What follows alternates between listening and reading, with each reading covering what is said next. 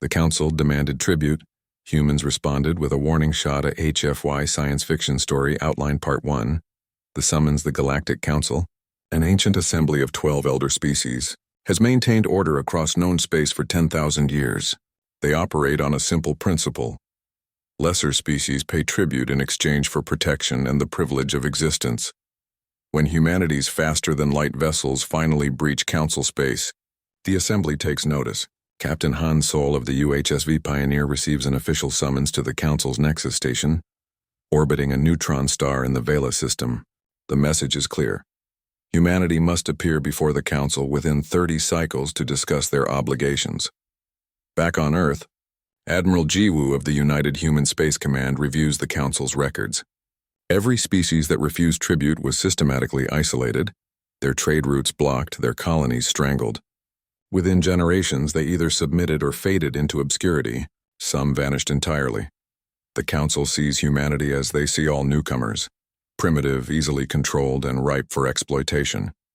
They demand a staggering tribute: 40% of all human resource production, access to Earth's biosphere for Council colonization, and human labor for Council projects. In exchange, humanity receives protection from threats the Council conveniently fails to specify. Diplomatic attaché Yuna accompanies Captain Han Sol to the Council station, hoping negotiation might reduce the demands. She's witnessed Council diplomacy before. It's not negotiation. It's dictation wrapped in the language of civility. The Council gives humanity 30 days to accept or face consequences. They've crushed rebellions before. They expect compliance, as they always have. What they don't expect is what humanity has been building in the shadows of their solar system. Part 2. The human response. The Council's ultimatum reaches Earth, and the response is unanimous across all human governments. No Admiral Jiwoo convenes an emergency meeting with Fleet Commander Tae Young and Chief Engineer Hee Jin. They've anticipated this moment. For decades, human scientists have studied Council technology recovered from derelict vessels. They've learned something crucial. The Council's power rests not on superior technology, but on a 10,000-year head start and the galaxy's collective fear. Humanity has been preparing. The Luna shipyards have been operating at full capacity. Mars foundries have churned out weapons the Council hasn't seen in millennia, or perhaps has never seen at all. Humanity's advantage isn't in matching Council technology. It's in weaponizing concepts the Council abandoned as barbaric eons ago. Captain Han Sol returns to the Council station with Yuna for what the Council assumes will be humanity's submission. Instead, they deliver a counteroffer. Humanity will join the galactic community as equals, not subjects. Humanity will trade freely but will pay no tribute. Humanity will defend itself and asks only to be left in peace. The Council erupts in what can only be described as aristocratic outrage. Council Speaker Voxith, a towering crystalline being whose species ruled their sector for 6,000 years, declares humanity's response unacceptable and dangerous to galactic order. Enforcement Coordinator Kelvarn activates the Council's standard intimidation protocol. A Council fleet of 200 vessels jumps to Earth's outer system. This show of force has broken the will of countless species. They give humanity 6 hours to reconsider. Admiral Jiwoo doesn't need 6 hours. She needs 6 minutes. From hidden positions throughout the solar system, humanity's response becomes visible. Over 800 human warships decloak, dwarfing the Council fleet in number and firepower. But humanity doesn't fire. Not yet. Part 3. The warning shot, the Council fleet commander, a veteran named Thexul, has fought in dozens of enforcement actions. None ever required actual combat. The sight of the fleet was always enough. But as his sensors register the human fleet's power signatures, a foreign emotion creeps into his four-chambered hearts: uncertainty. Admiral Jiwoo opens a channel to the Council fleet and the Council station simultaneously. Her message is broadcast across all Council frequencies, ensuring every member species hears her words. We are humanity. We did not seek this confrontation, but we will not submit to it. Your Council has ruled through fear and exploitation for 10,000 years. That ends today, not through conquest, but through choice. We choose freedom. She pauses, letting the words settle across hundreds of worlds. What follows is not an attack. It is a demonstration. Consider it a warning shot. The human fleet doesn't target the Council ships. Instead, 3 human vessels, the UHSV Defiant, Resolute, and Indomitable, alter course toward a barren moon orbiting Neptune. Captain Dong-hyun of the Defiant gives the order. The 3 ships fire simultaneously, not lasers or plasma, which the Council knows and shields against. They fire kinetic impactors, relativistic tungsten rods accelerated to a significant fraction of light speed. Weapons so primitive the Council doesn't even maintain defenses against them. The moon doesn't just shatter, it vaporizes.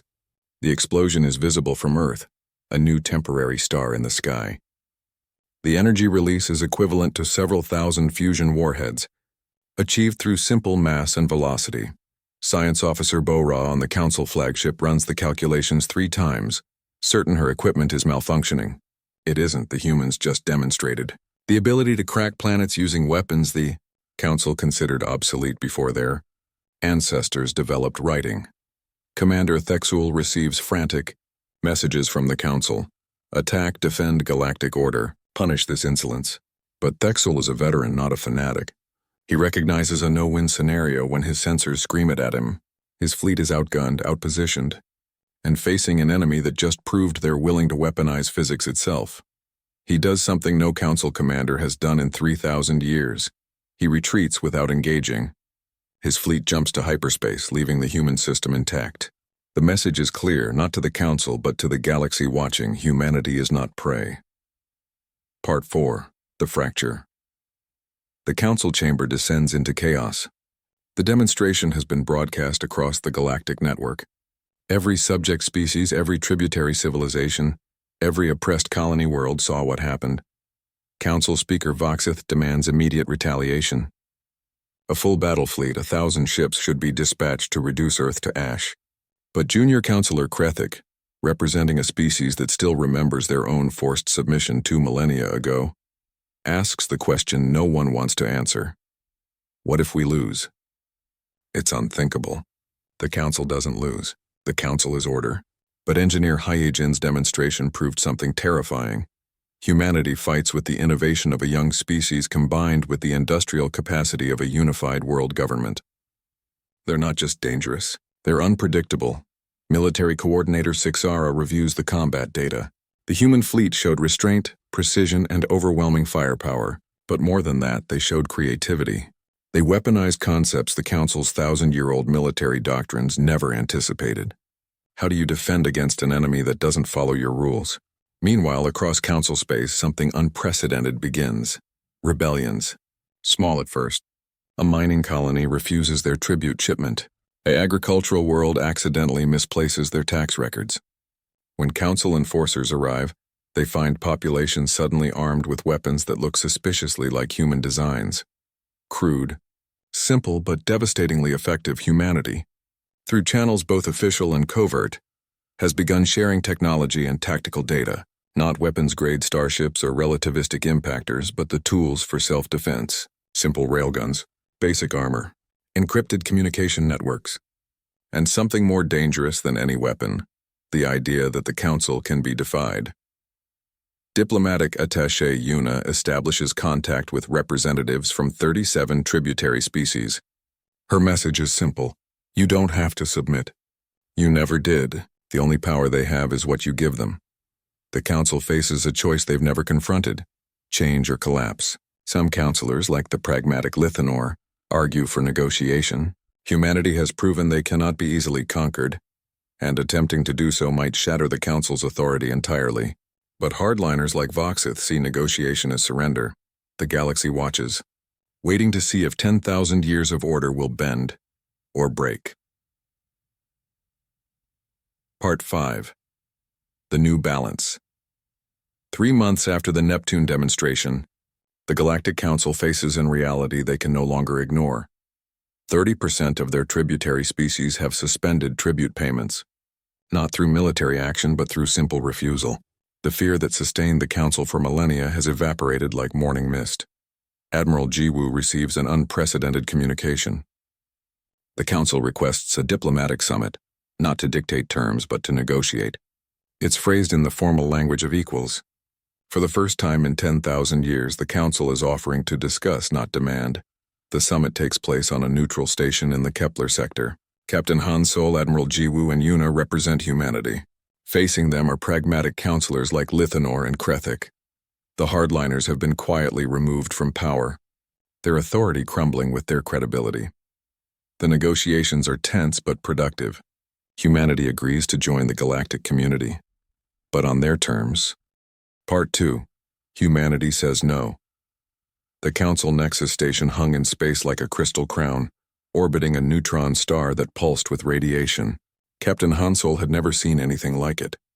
The station was massive, larger than any human structure, built from materials that seemed to shift and glow with inner light. Ships from dozens of species docked at its many ports, each one representing a civilization that had bent the knee to council authority. Yuna stood beside him on the Pioneer's bridge, her diplomatic credentials prepared and verified. She wore the formal uniform of Earth's diplomatic corps, designed to look professional without being intimidating. The council had very specific rules about what visitors could wear, how they should behave, even how they should speak. Every detail was meant to reinforce the power dynamic. The council was in charge. Everyone else was beneath them. "They're hailing us," Bora reported from the communications station. "Standard docking procedures. They're assigning us to port 73. Han Sol nodded. "Take us in. Nice and slow. Let's not give them any reason to be nervous." The Pioneer glided through the docking sequence guided by the station's automated systems. As they settled into their assigned port, Han Sol could see other ships nearby. Most were small, single representative vessels from tributary species. One caught his attention, a sleek craft that looked more like a work of art than a spaceship. Its hull was damaged, scarred by what looked like weapons fire. "That ship," he said, pointing at it. "Find out who they are." Bora worked her console for a moment. "Records show it's from a species called the Nethera. They're listed as a tributary species. They arrived 4 days ago." She paused, reading more. "There's a note here. They attempted to negotiate their tribute terms. The council rejected their request. And the weapons damage?" Yuna asked quietly. Bora didn't answer. She didn't need to. They all understood. The council had made an example of them. The docking process completed and a council representative appeared on their screen. The alien was tall and thin, with skin that resembled polished stone. Its eyes were multifaceted, insect-like, and its voice came through the translator with a flat, emotionless tone. "Human vessel Pioneer, you are cleared to send your delegation. Maximum 5 individuals. You will be escorted to Council Chamber 7, where the preliminary hearing will take place. Any deviation from assigned routes will result in immediate termination of diplomatic proceedings." The connection cut before Han Sol could respond. Yuna took a deep breath. "Well, they're certainly friendly. Let's go give them Earth's answer," Han Sol said, standing up. He selected 3 security officers to accompany them, all volunteers who understood the risks. If things went wrong here, they might never leave this station alive. The interior of the Nexus station was even more impressive than the exterior. Corridors stretched in impossible directions, defying normal geometry. Gravity shifted and changed as they walked, adjusted by technology humanity barely understood. Their escort, a floating sphere that communicated through flashing lights, led them through passages filled with aliens of every imaginable type. Some walked on legs, others floated, a few crawled along the walls. All of them stopped to stare at the humans. Council Chamber 7 was smaller than Han Sol expected. It was a circular room with a raised platform in the center. 12 seats arranged in a semicircle faced the platform, though only 4 were currently occupied. The council members present were clearly not the full assembly, just the ones assigned to handle what they probably saw as a routine tributary acceptance. The being who spoke first was made of what looked like living crystal, its body refracting light into rainbow patterns. When it spoke, its voice resonated through the room like distant thunder. "Humans, you stand before the Galactic Council, the legitimate authority of civilized space. Your species has been evaluated and judged ready for integration into the galactic community. The terms of your tribute have been set according to standard protocols. You are here to formally accept these terms. It wasn't a question. It was a statement of fact, delivered with the absolute confidence of someone who had never been told no." Han Sol stepped forward onto the platform. He had rehearsed this moment in his mind 1,000 times during the journey here. He had practiced staying calm, keeping his voice level, being diplomatic.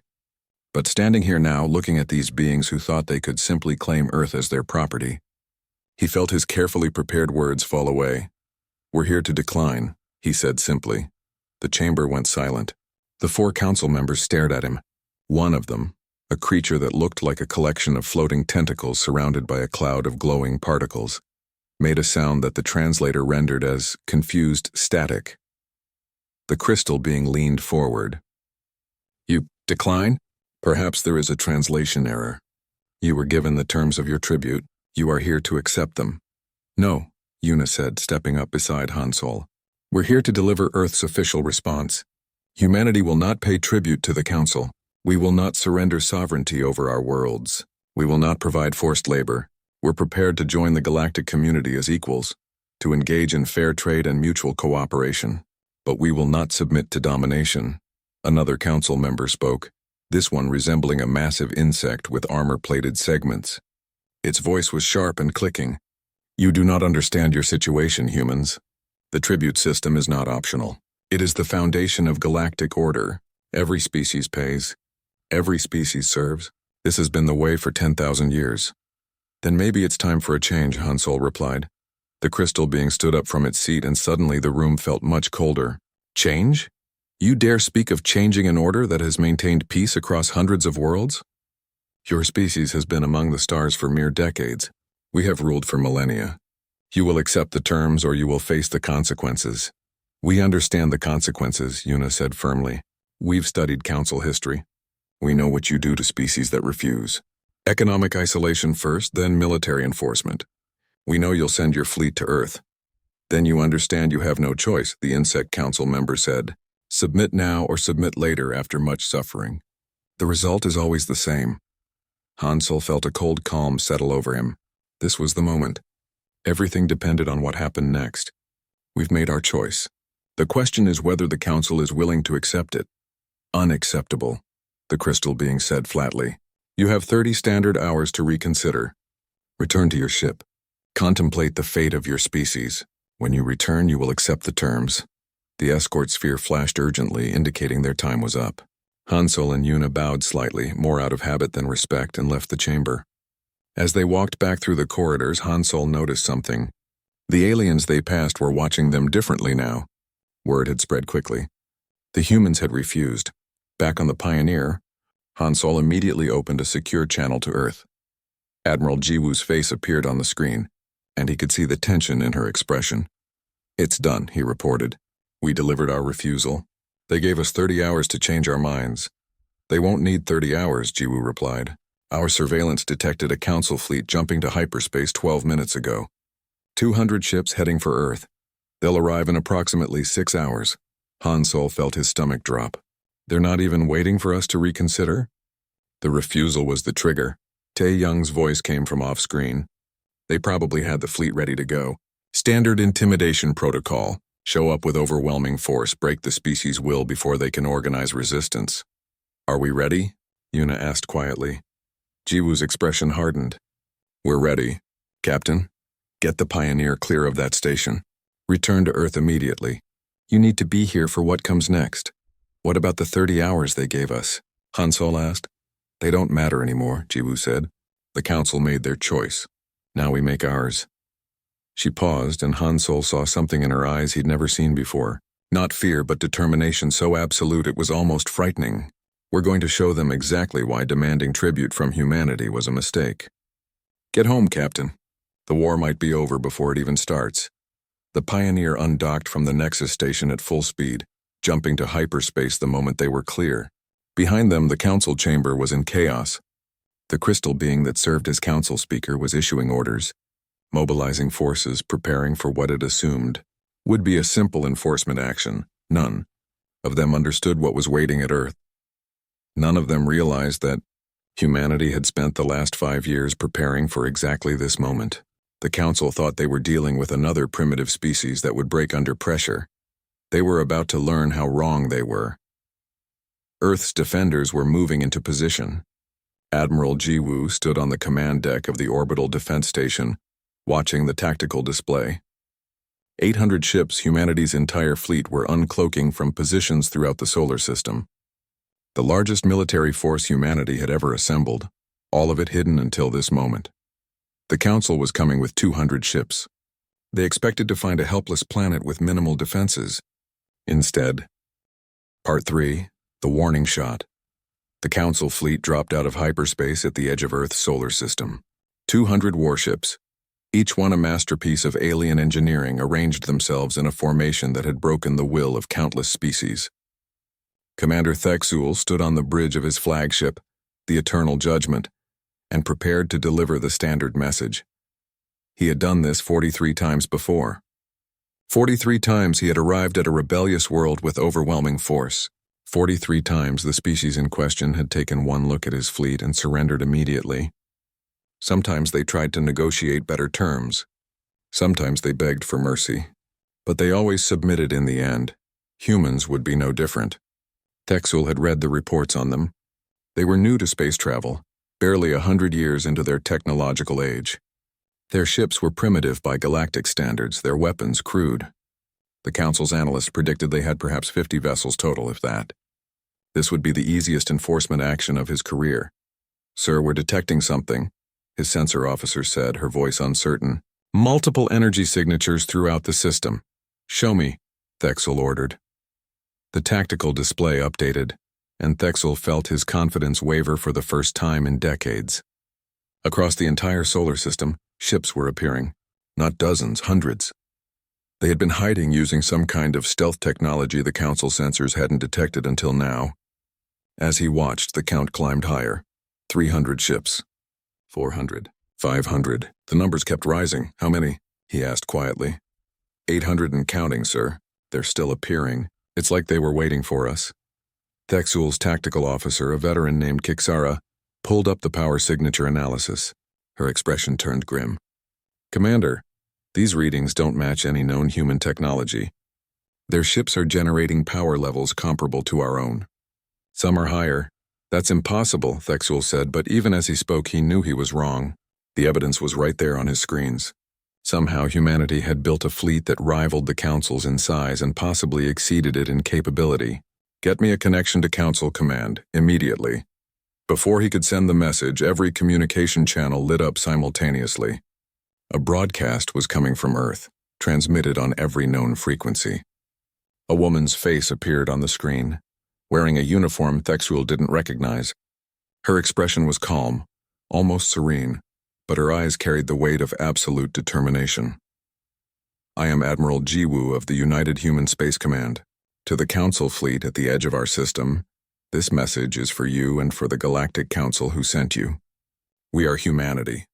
We did not ask for this confrontation, but we will not run from it." Thexul watched as the human admiral continued speaking. Her words were being broadcast not just to his fleet, but across the entire galactic communication network.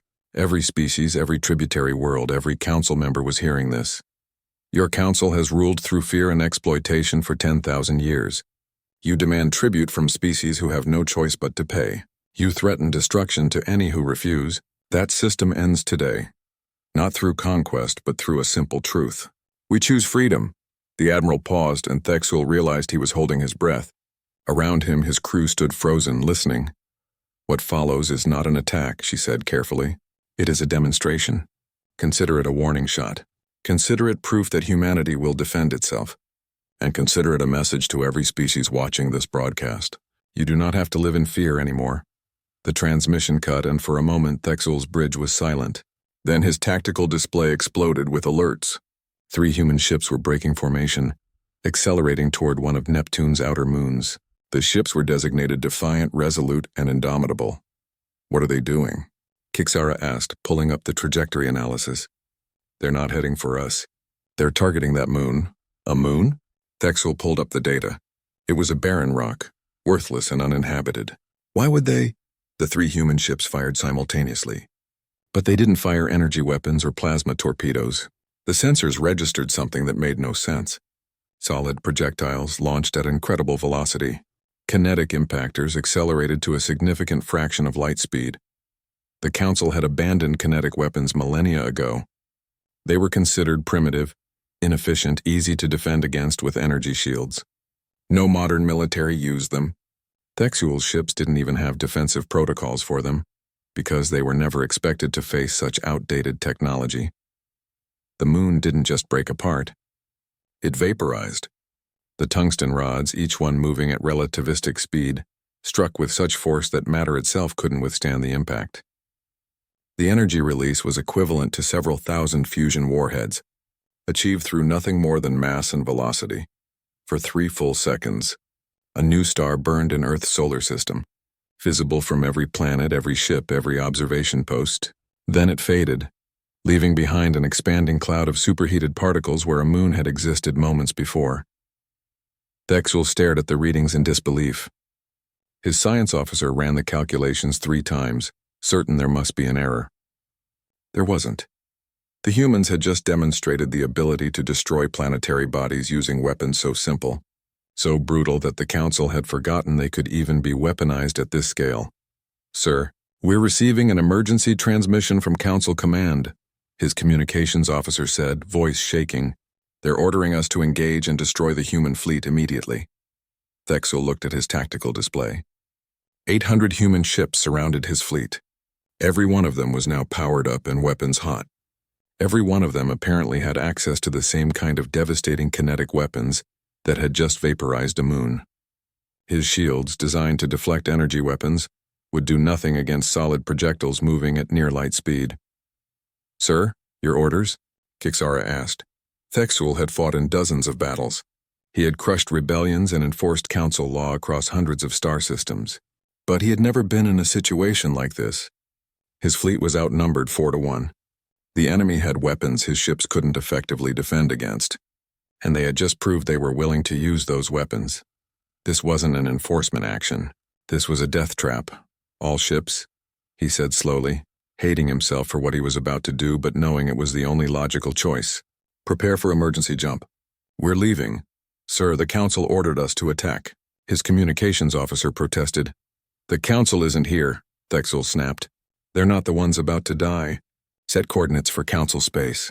Jump on my mark." The fleet jumped to hyperspace less than 30 seconds later, fleeing Earth's solar system without firing a single shot. It was the first time in 3,000 years that a Council enforcement fleet had retreated without engaging the enemy. On Earth, Admiral Jiwoo watched the Council fleet disappear from her sensors.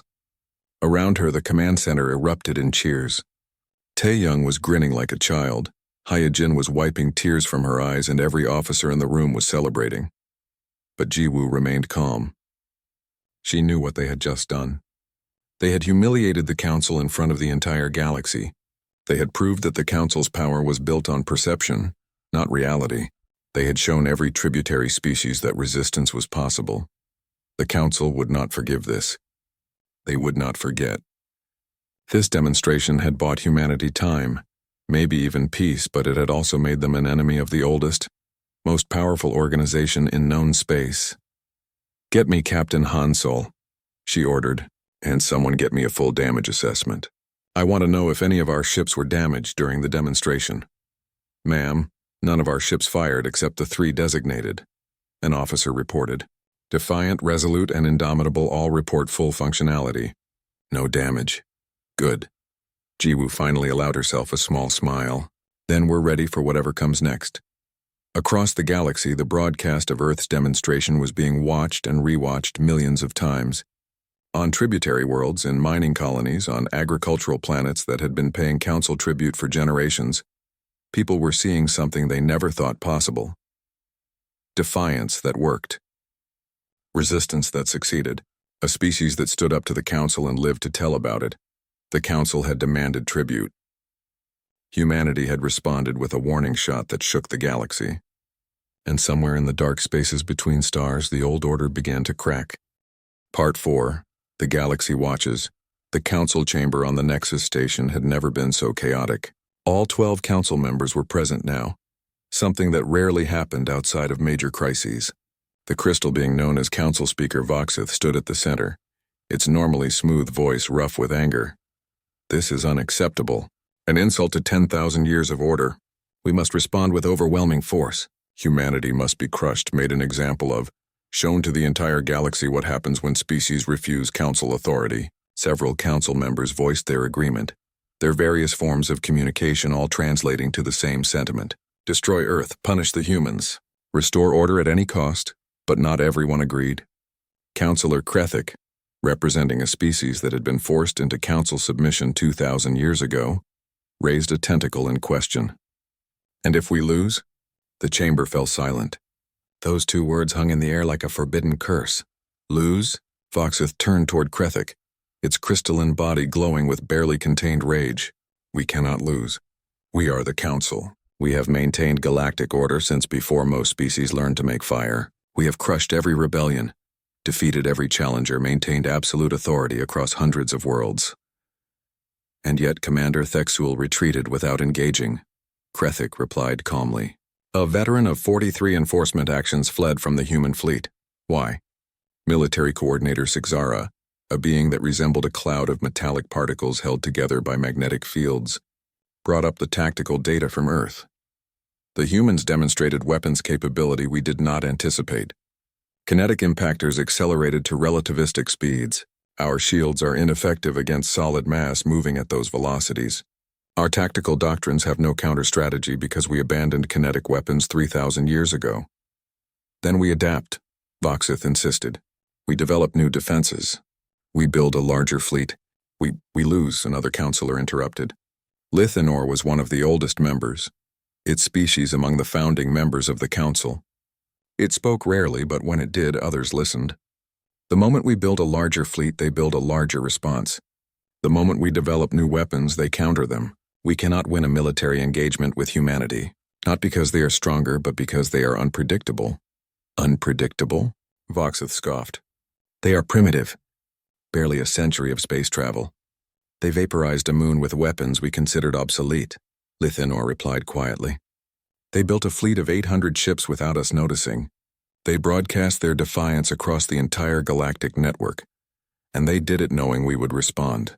That is not the behavior of a primitive species. That is the behavior of a species that understands psychological warfare better than we do. Sixara brought up additional data. There is another concern. Since humanity's broadcast, we have detected unusual activity across tributary worlds. 19 separate incidents of tribute shipments being delayed or lost. 14 cases of local enforcement being met with unexpected resistance. And we are receiving reports of weapons appearing on worlds that should not have access to military technology. Human weapons? Krethik asked. Simple designs. Railguns, basic armor, encrypted communication systems. Nothing sophisticated but effective. The kind of technology a species could manufacture with minimal industrial capacity. Sixara's particles swirled with what might have been concern. They are sharing technology. Teaching other species how to defend themselves. Voxith's crystalline body pulsed with agitation. Then we hunt down every human ship, block every transmission, isolate them completely. That would require monitoring every tributary world simultaneously, Lithinor pointed out. Our enforcement fleet is already stretched thin, and every action we take against humanity makes them appear stronger.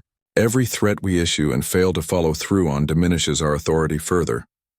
In the gallery above the council chamber, representatives from tributary species watched the proceedings. They were supposed to be silent observers, present only to witness council wisdom and authority. But today they were seeing something different. They were watching the council argue, seeing doubt and fear in beings they had thought invincible. One of the observers, a representative from a mining world called Nathara, quietly activated a hidden recording device. Her name was Yunji, and her people had been paying tribute to the council for 8 generations. She had come here expecting to witness humanity's submission. Instead, she was watching the council panic. The broadcast she sent to her homeworld would change everything. Meanwhile, on Earth, Admiral Jiwoo was coordinating with representatives from 37 different species. Yuna had been working around the clock, establishing secure communication channels with tributary worlds across the galaxy. The response had been overwhelming. They want to know how we did it, Yuna reported, exhaustion evident in her voice. How we built the fleet without them knowing. How we developed the weapons. How we had the courage to refuse. Tell them the truth, Jiwoo replied. We prepared. We worked in secret. We were willing to risk everything rather than live as slaves. And we're willing to help them do the same. Taeyong was more cautious. We need to be careful about what technology we share. If the Council traces advanced weapons back to us, it gives them justification for a full-scale attack. That's why we're only sharing basic defensive technology, Yejin explained. She had been leading the technology transfer program. Simple railguns that any industrial species can manufacture. Basic encryption that doesn't require sophisticated infrastructure. Body armor designs that can be made from locally available materials. Nothing that screams human military technology, but everything they need to defend themselves against Council enforcers. It's working, Yuna added, pulling up a map of Council space. Red dots indicated worlds that had suspended tribute payments. There were dozens of them now, scattered across multiple sectors. The Council is losing control. Not through military defeat, but through simple refusal. Species are watching what happened to us, seeing that we survived, and deciding they don't have to pay anymore either. Captain Hansol, who had returned to Earth after his meeting with the Council, studied the map. This is going to force the Council's hand. They can't let this continue. Eventually, they'll have to act. Let them, Tae-young said grimly. Every day they wait, we get stronger. Every day they delay, more worlds join the resistance. Time is on our side now. But Jiwoo wasn't so sure. She had studied enough military history to know that cornered enemies were the most dangerous. The Council was losing its authority, watching its power crumble in real time. That made them unpredictable. Double all defensive patrols, she ordered. I want every ship on high alert. And get me a direct line to our intelligence network. If the Council is planning something, I want to know about it before it happens. Back on the Nexus station, the Council meeting was reaching a conclusion. Voxith had finally accepted that military action against Earth was not currently viable. But that didn't mean the Council was ready to surrender its authority. We need to negotiate, Lithinor said, and the chamber erupted in protests. Negotiate with humans? Treat them as equals? It was unthinkable, but Krethik supported the idea. Not because we want to, but because we must. Our authority is crumbling. Every day we do nothing. More worlds refuse tribute. Within a year, the entire tributary system could collapse. We need to restore confidence in Council leadership, and the only way to do that is to show we can resolve conflicts without military force. You want us to reward their defiance? Voxith demanded. I want us to survive, Krethik replied. The old system is dying. We can either adapt and maintain some influence, or we can cling to the past and watch our entire civilization collapse. The vote was close, but ultimately pragmatism won over pride. The Council would send a diplomatic mission to Earth. They would negotiate not as masters to subjects, but as one power to another. The word equals was never spoken aloud, but everyone in the chamber understood what was happening. For the first time in 10,000 years, the Galactic Council was going to ask, not demand. When news of the Council's decision reached Earth, reactions were mixed. Some celebrated it as a victory. Others, like Tae-young, saw it as a trap. They're trying to buy time, he warned, negotiating while they prepare a real response. Jiwoo agreed with his caution but saw opportunity as well. Then we use this time too. We keep helping other species. We keep building our defenses, and we make sure that when negotiations happen, we do it from a position of strength. Yuna would lead the human negotiation team. It was fitting in a way. She had been there when humanity first refused the Council's demands. Now she would be there to help write a new agreement, one based on mutual respect rather than forced submission. The galaxy was watching. Tributary species were waiting to see if humanity's defiance would lead to lasting change or eventual destruction. The Council was preparing for negotiations they never thought they would need to conduct. And humanity was ready for whatever came next, knowing that they had already changed the galaxy forever. The Council had demanded tribute. Humanity had said no, and that simple act of defiance had become a spark that was spreading across the stars. Part 5. A New Balance. 3 months after the Neptune demonstration, the diplomatic summit finally took place. The location was neutral, a space station in the Kepler sector that belonged to neither humanity nor the Council. The station was old, built by a long-extinct species, and maintained now as a meeting place for the few independent governments that existed outside Council control. Yuna arrived aboard the diplomatic vessel Harmony, accompanied by Admiral Jiwoo and Captain Hansol. They brought a small security team, but more importantly, they brought the backing of humanity's entire fleet, positioned strategically throughout nearby systems. The message was clear. They came to negotiate, but they came from a position of strength. The council delegation was smaller than expected. Only 4 counselors attended, led by Lithanor and Krethik, the pragmatists who had argued for negotiation. Notably absent was Council Speaker Voxith, who had been quietly removed from power after the failed enforcement action. The council was calling it a voluntary retirement, but everyone knew the truth. The hardliners had lost their grip on authority. The first meeting was formal and tense. Both sides sat across from each other in a conference room designed for species of various physiologies. Translators worked to bridge the gap between dozens of languages and communication methods. But beneath all the diplomatic protocol, everyone understood what was really happening. This was the council admitting, without saying it aloud, that they could no longer simply dictate terms to humanity. "We are here to discuss a framework for cooperation between the Galactic Council and humanity," Lithanor began, its ancient voice carrying weight even through translation.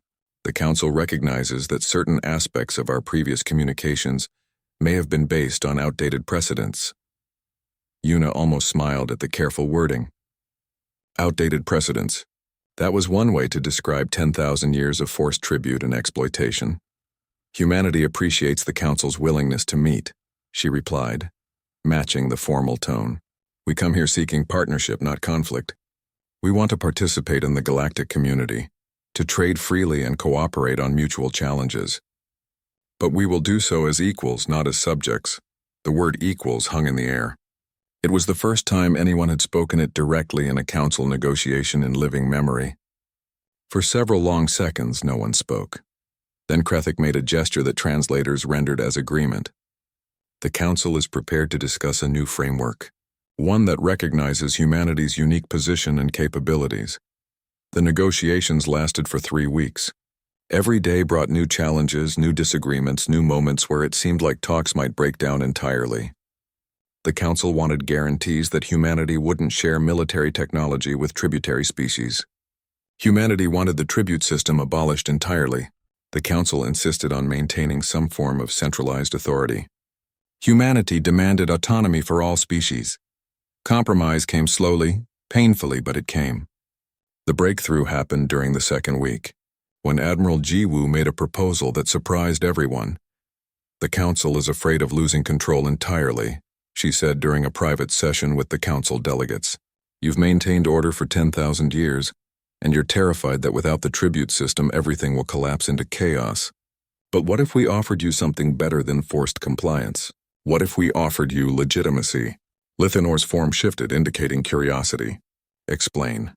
"The council's power is fading because it's built on fear," Jiwoo continued.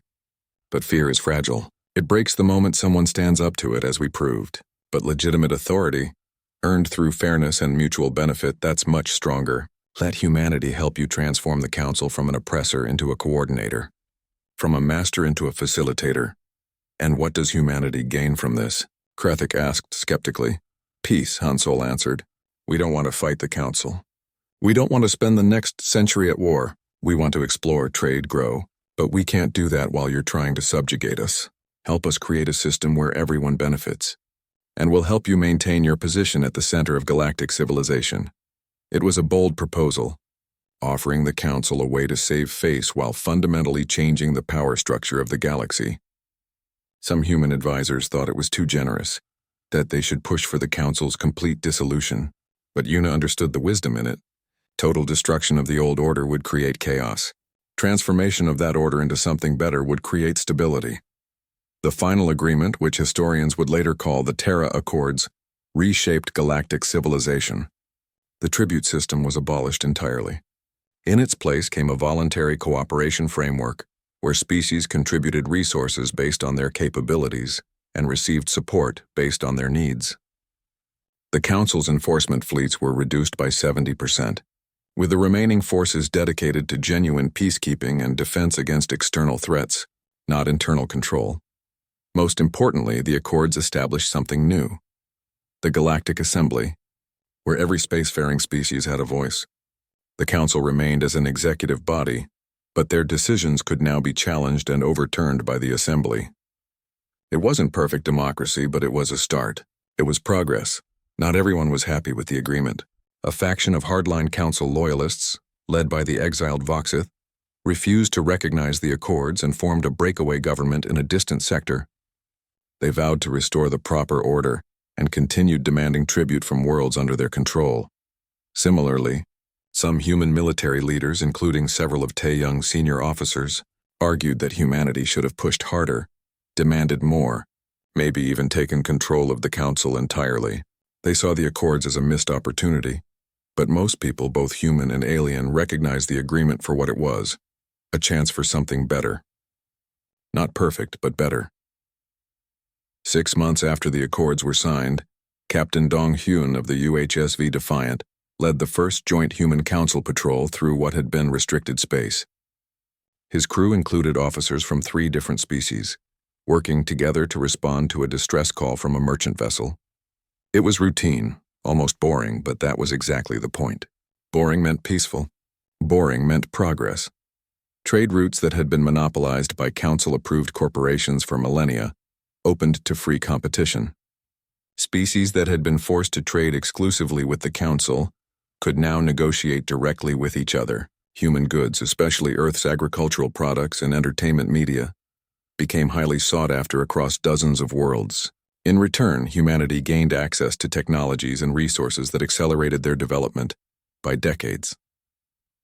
The transition wasn't smooth. Old resentments ran deep. Some species that had profited under the old system resented the changes. Pirates and raiders took advantage of reduced enforcement patrols. Several border disputes erupted into brief conflicts before the new assembly mediation system resolved them. But slowly, measurably, things improved. Tributary species that had lived under council domination for generations began to experience real freedom for the first time. Trade flourished. Cultural exchange increased. The galaxy became more connected, more diverse, more alive. On Earth, engineer Hai Jin oversaw the decommissioning of the relativistic impactor systems. They had served their purpose as a deterrent. But now that real peace seemed possible, humanity chose to put those weapons in storage rather than continue deploying them. Some remained operational, of course. Humanity hadn't forgotten the lessons of history. But the massive arsenal that had been prepared for war could now be redirected toward more constructive purposes. Admiral Ji-woo, now promoted to Coordinator of Human Galactic Relations, stood in her office overlooking the expanded military complex. She was older now, tired from years of constant stress and negotiation, but she allowed herself a moment of satisfaction. Humanity had faced the greatest test in its history and past, not through conquest, not through submission, but through determination and strategic wisdom. Was it worth it? Yuna asked, entering the office with reports from the latest assembly session. She had become humanity's primary representative to the galactic government, spending more time in space than on Earth these days. Ji-woo considered the question. They had risked everything. If the Neptune demonstration had failed, if the Council had called their bluff, humanity might have been destroyed.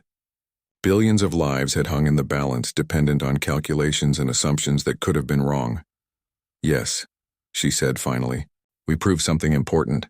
Not just to the galaxy, but to ourselves. We proved that humanity doesn't kneel. We don't submit to bullies, no matter how powerful they seem. And more than that, we proved we can build something better than what came before.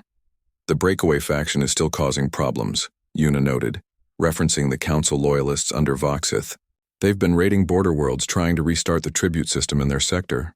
Let them, Ji-woo said calmly. Every species they oppress will help liberate. Every world they try to control will offer a better alternative. They're clinging to a dying system. Time is against them and they know it.